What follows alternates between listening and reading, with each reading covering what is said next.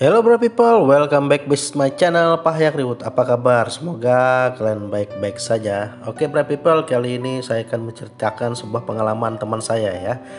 Oke, sebelum lanjut teman-teman, kiranya harap subrek channel ini, share video ini, berikan like sebanyak-banyaknya. Oke bro people. Oke, kali ini teman saya ini namanya Dedi. Dia tinggal di sebuah kota yang pastinya di Kalimantan ya teman-teman.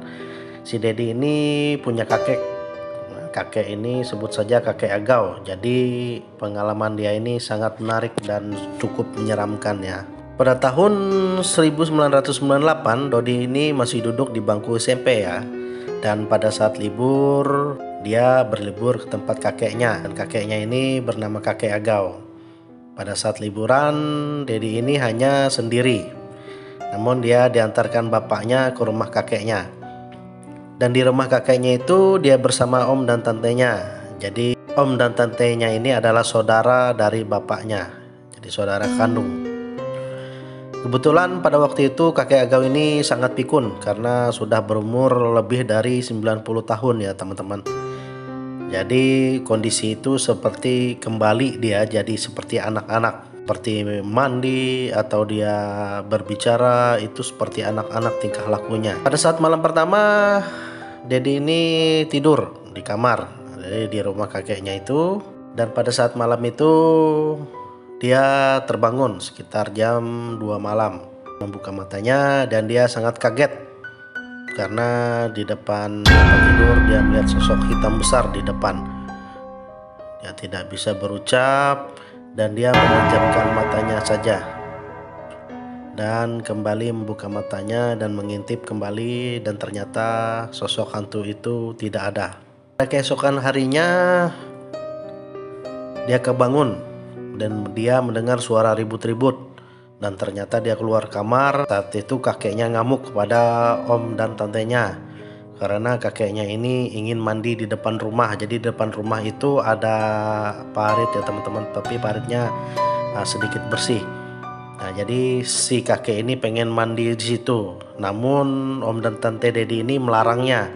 Dikarenakan mungkin air kotor ya, jadi mereka ini melarangnya.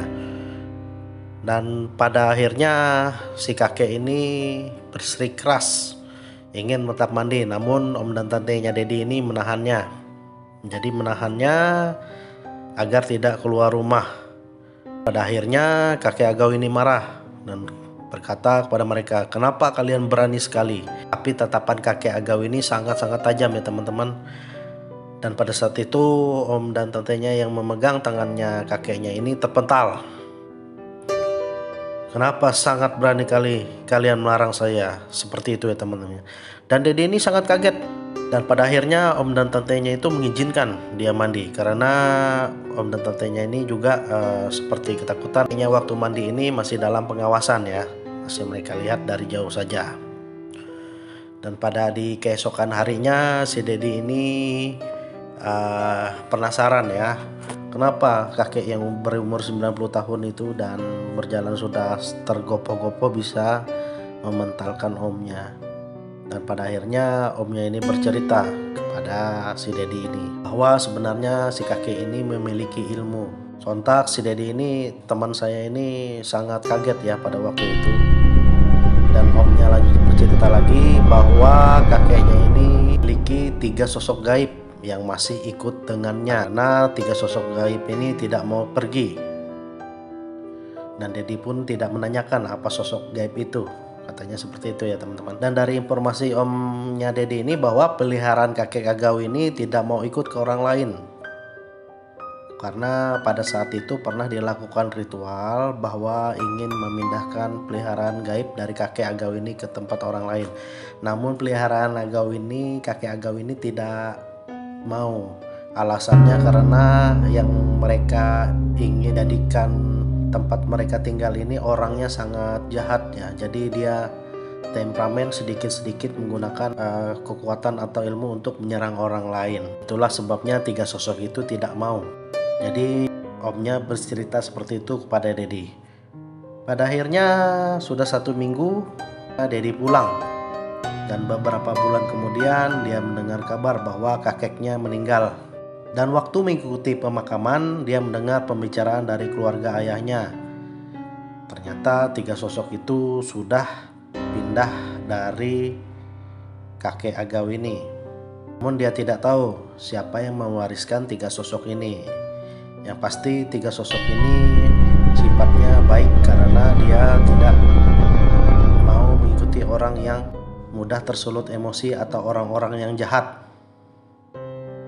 Dan dia mendengar juga cerita bahwa setelah diadakan ritual pemindahan sosok gaib ini ke tempat orang lain, 1 hari setelahnya kakeknya ini langsung meninggal. Jadi memang seperti itu sering ya, teman-teman. Jadi masyarakat Dayak itu sering pada zaman dulunya mempunyai peliharaan-peliharaan gaib ya kawan-kawan, seperti ular, buaya, sampai jin-jin yang ada di sekitar.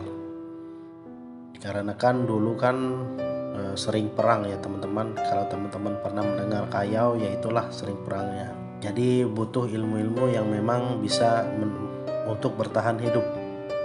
Jadi memang hampir rata-rata. Nah, begitulah cerita dari pengalaman teman saya Dedi waktu dia masih SMP, dan dia ceritakan ini berdasarkan ceritanya yang betul-betul dia melihat ya teman-teman. Jadi memang kondisinya pada zaman dulu, memang orang-orang Dayak pada zaman dulu memiliki ilmu-ilmu, dan lebih sering ya, lebih kebanyakan yaitu mereka itu memelihara sosok-sosok gaib untuk melindungi mereka.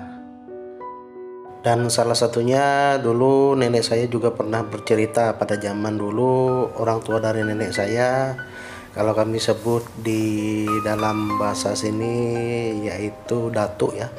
Datuk kami dulu ketika kalung gelang nenek saya itu hilang, kalung emas hilang, dan dia bisa mendapatkan kembali di sungai, padahal sungai itu dalam ya teman-teman.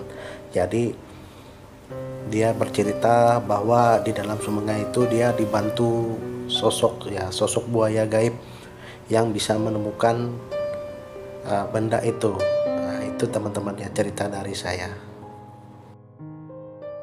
Oke, terima kasih teman-teman. Sebelum berakhir, teman-teman jangan lupa subscribe channel ini, share video ini, dan berikan like sebanyak-banyaknya. Oke, Brave People, sampai di sini aja. Terima kasih sudah menonton. See you in the next video.